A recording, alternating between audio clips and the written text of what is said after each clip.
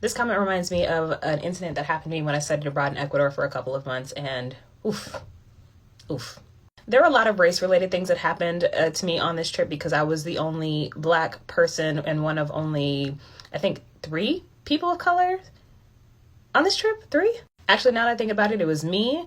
There was a girl who was a Mexican. There was a guy there who was Puerto Rican. And the only other minority there was a white liberal lesbian.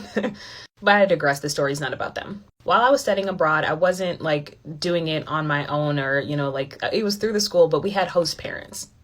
And I got paired with a really sweet older lady, and her name was Irlanda. Loved her. Absolutely loved her. She was marvelous.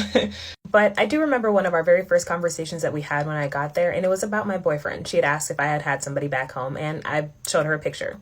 At this time, I was dating someone who was biracial. His mother was Black, his father was Indian, and he was about my skin complexion. I showed her the picture, and she looks at him, and then she looks at me.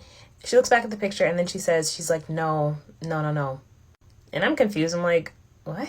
Like, why would she say something like that? She then tells me that she thinks he's really handsome, but that I can't marry him and that I can't have babies with him because, and please don't come at my Spanish. My Spanish isn't as good as it used to be, but she said, mejorar la raza or mejorando la raza. And I was so confused because at the time my Spanish was good. That was the whole point of me studying abroad, was that it was going to be my minor.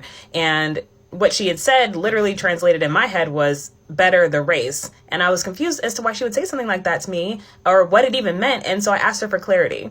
She broke it down and basically explained to me that because he was a dark-skinned man and that I was a dark-skinned woman, that we shouldn't be together because it would then produce dark-skinned children, and that wouldn't be advantageous to me.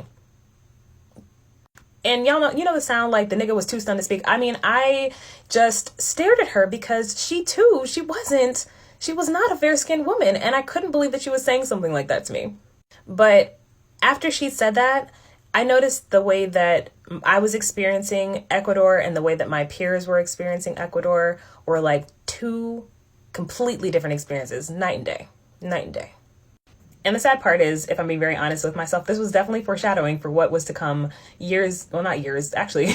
probably 8 months later when I ended up dating the guy who was Puerto Rican and told me that he couldn't talk to me anymore because his family was not going to accept the fact that he was dating a Black woman. Colonization really did a number on everybody.